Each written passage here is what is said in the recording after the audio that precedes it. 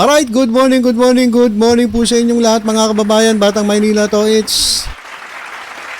Pakinggan po natin itong mensahe ni Pangulong Bongbong Marcos tungkol po dyan sa nangyayaring banatan between Israel at Iran. At meron po siyang mensahe sa ating mga kababayan dyan po sa mga bansang nabanggit, maging doon po sa Middle East. Kasi nadamay na po ang Qatar, Saudi Arabia, Dubai. So, huwag po kayo mag-alala mga OFW. Yung inyong sitwasyon dyan ay minomonitor ng Pangulo. Huwag po kayo maniniwala dun sa mga sinasabi ng mga naninira sa gobyerno, katulad ni Harry Roque. Kasi sabi ni Harry Roque, huwag na raw umasa sa gobyerno. Ito pakita ko sa inyo yung sinabi ni Harry Roque mga kababayan. Ito po. Sabi ni Harry Roque mga kababayan sa Middle East, ingat kayo. Huwag na kayong umasa sa mga bangag. Hay palagi maski binubomba na kayo. Tingnan nyo kung anong klaseng utak meron itong si Akla. Itong si Harry Roque. Alam nyo kasi mga kababayan, ito po desperado na sapagkat siguro nauubos na yung kanyang mga resources, kanyang kayamanan, kanyang mga boylet. Dahil paubos na po yung kanyang yung kanyang pera. Pero sa tingin ko marami pa rin yan kasi big time ito eh. Ang daming nakulimbat nito sa Pogo mga kababayan. Kaya nga siya nagtatago, kaya nga siya hindi makauwi.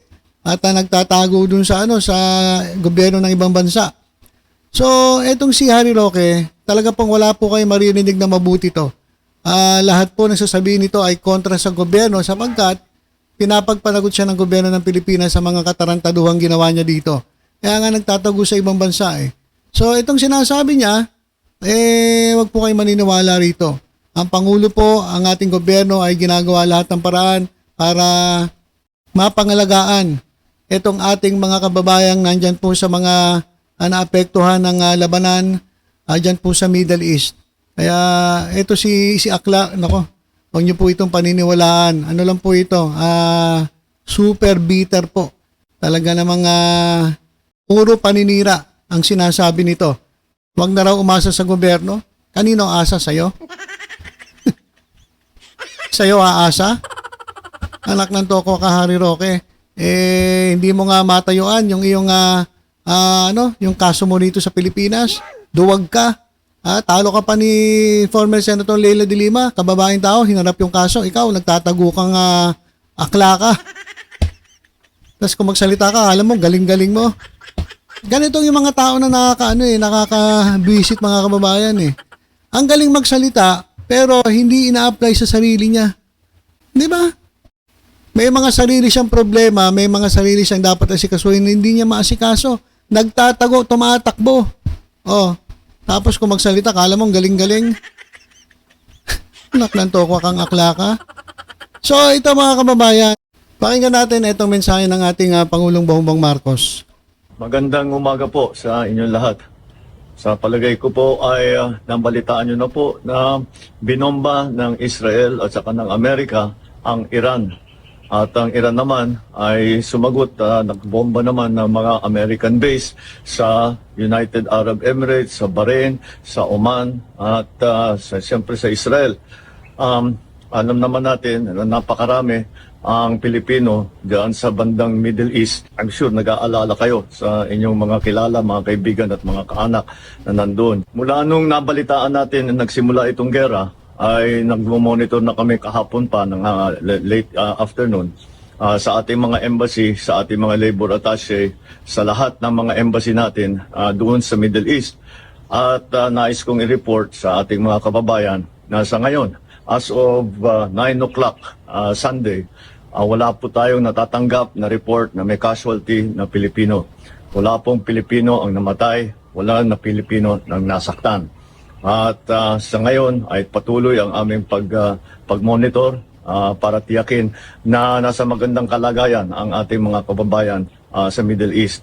Ang ating tuloy-tuloy na binabantayan dahil ito ay kailangan natin tuloy-tuloy na bantayan at hindi ito tapos pa.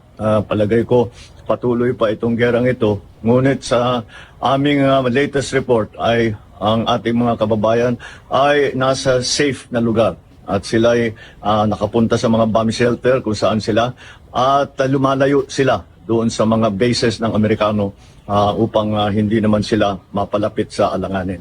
Patuloy po ang pagre-report natin habang dumadating po ang report sa akin. Magandang umaga po.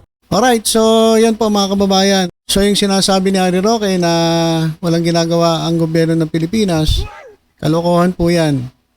Katangahan po yan ni Harry Roque. Wala po talaga tayo maririnig na magandang balita dyan sa Tulonges na yan dahil sobrang desperado na yan si Akla. Dahil nga hindi siya makabalik dito sa Pilipinas at nagtatago. Nagagalit siya kay Presidente. Ba't ka nagagalit kay Presidente?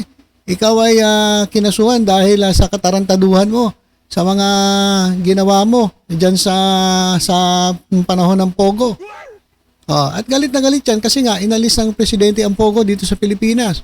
Kaya talagang wala tayong maaasahang mabuting sasabihin yan sa gobyerno, yan si Harry Roque. So narinig natin ng Pangulo, dinomonitor niya ang mga ating kababayang OFWs yan po sa mga lugar dyan sa Middle East na naapektuhan po ng labanan dyan po sa gitna ng Israel, Iran at ng Amerika. So patuloy po nating ipanalangin yung ating mga kababayan na protektahan sila ng ating Panginoon doon po sa mga lugar na kung saan ang pinunta po nila doon ay trabaho pero sila po ay naiipit sa ganitong klaseng sitwasyon. Kaya imbis na magsisihan tayo, magturuan, katulad ng ginagawa ni Harry Roque, ipanalangin na lang po natin itong ating mga kababayan. At ito pa, pag-usapan na rin natin itong si Kulaong. si Francis Leo Marcos, itong si Norman Mangusin. Nakalaya na po siya sa pamamagitan po ng piyansa. So pansamantalang kalayaan, nagbayad na po siya ng piyansa. O saan mo na naman kaya na-scam yung pinampiyansa mong 120,000. Pakinggan natin itong si Francis Leo Marcos at naging mabait na ata ito mga kababayan, yung kahambugan, yung kayabangan. Biglang tumahimik ang Tulonges na ito eh. Pakinggan natin ang pagbabalik ng bida o bida-bida.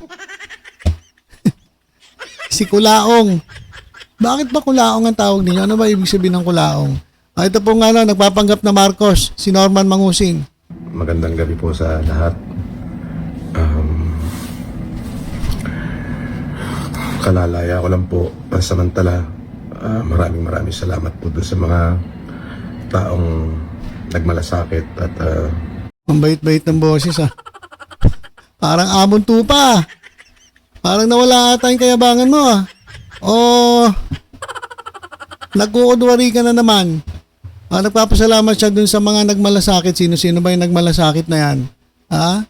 Guys, yung mga sinasabi niya nagmamalasakit, mag-isip-isip kayo. Tinotulongges na kayo harap-harapan papauto pa rin kayo dito. tumulong sa akin. Maraming salamat po doon sa mga taong patuloy pong sumusuporta sa akin. Maraming salamat po sa inyo.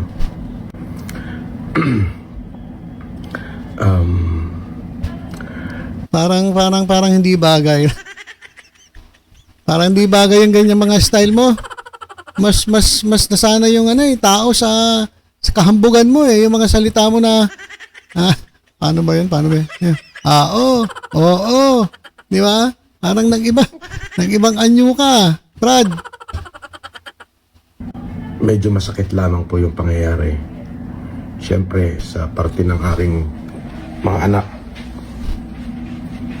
ay talaga pong masakit nga naman po na sa ganong kababaw po lang na kaso ako po ay para pong nahatulan na isang kriminal. Ako po ay may pagkakamali, maaari, at tama naman po yung ginawa nila na ako ay hulihin sapagkat yun naman po ay bahagi ng kanilang trabaho.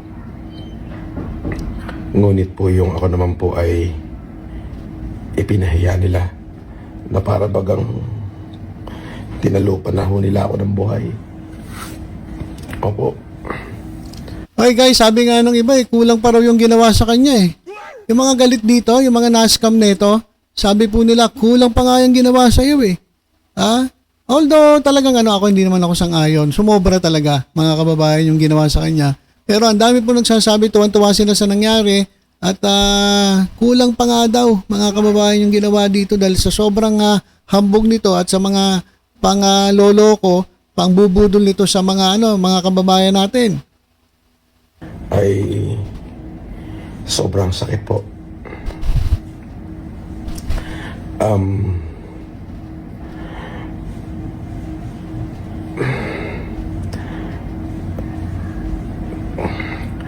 Para ho doon sa mga kapulisan, hindi na po ako magkakaso sa inyo. Ba't ka magkakaso? Subukan mo magkaso, tignan mo kung ano mangyayari. Ikaw pa talagang may lakas na loob na magkaso? Ang kapal naman ng face na ito. Pinagpapasa Diyos ko na lang ho. Maaaring kayo po ay sumusunod lamang. At dun sa PNP, kung ako po ay nakagawa ng pagkakamali dahil po dyan sa kumalat na litrato ng pagsusuot ng kung saan ako po ay nakasuot ng police uniform, humingi rin ho ako ng kapatawaran sa inyo. Nako, hindi pwede ang ganyan. Sorry lang. Ang alam ko mga kababayan, kakasuhan po siya. Bawal po kasi talaga yun eh. So, nag-sorry na siya. Ewan ko lang kung patatawarin siya, pero sa tingin ko hindi. Kailangan niyang managot dun sa ginawa niya. Bawal po yun na magsusuot ka ng uniform. Nung padahilan pa nga niya dati, ano raw yun eh. Edited lang daw yung yung picture. Ngayon, inaamin niya, nagsusorry siya. Ba't ka magsusorry kung dapat pinanindigan mo na edited yung picture?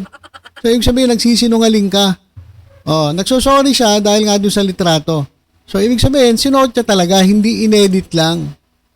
Dahuli ka na naman sa sarili mong bunganga. Diba? Ba't ka magsusorry?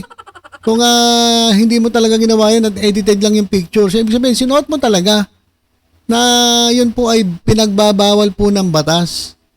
Kung sa tingin niyo po ay kalabisan at kawalang paggalang yung aking nagawa,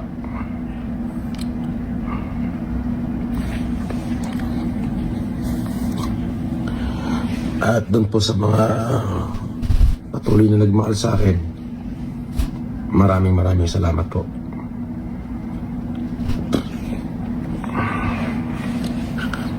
At humihingi ako ng tawad sa mga taong na-offend ko. Drama mo.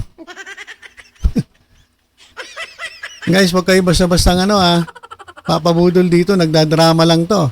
Ngayon lang to, ilang araw lang to. Tignan mo, babalik na naman yung tunay na anyo niyan, mga ilang araw lang. Si Mr. Caliber. Mr. Caliber ang putik. Mahirap hong isuko ang karapatan.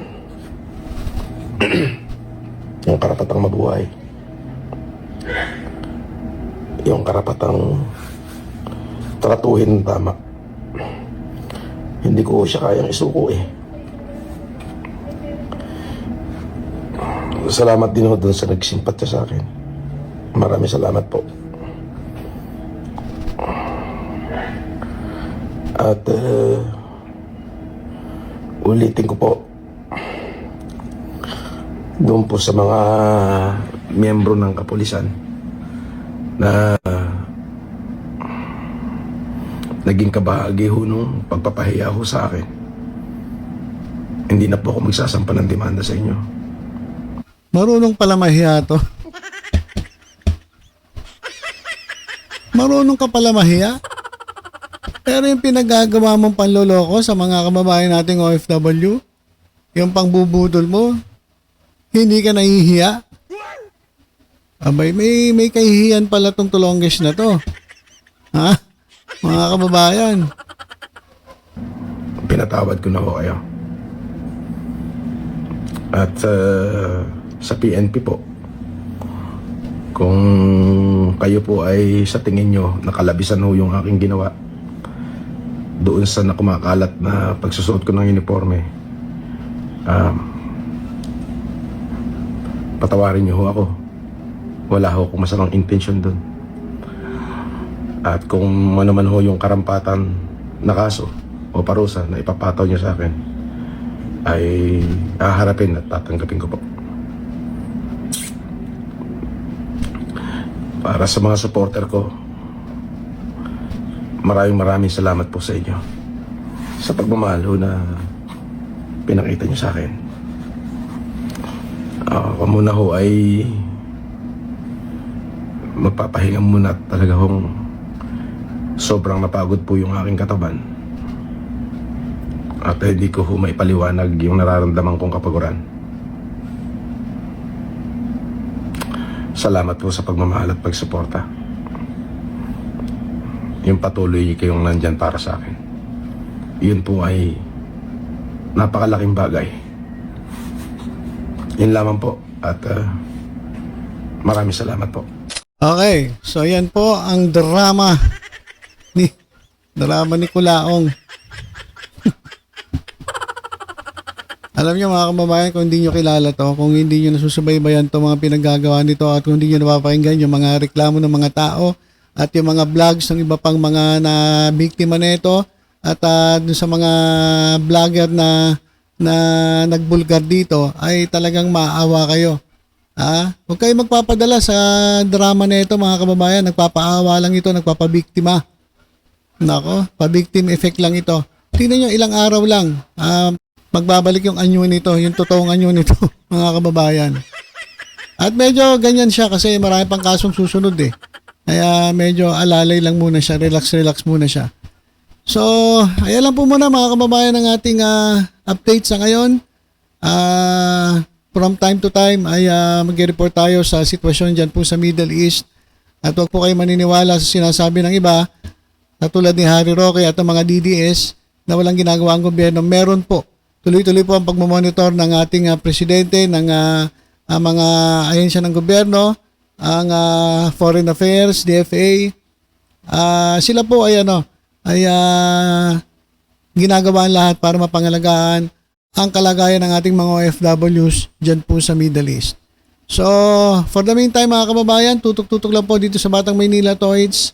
Sa iba pang balita, ingat po tayong lahat. God bless po.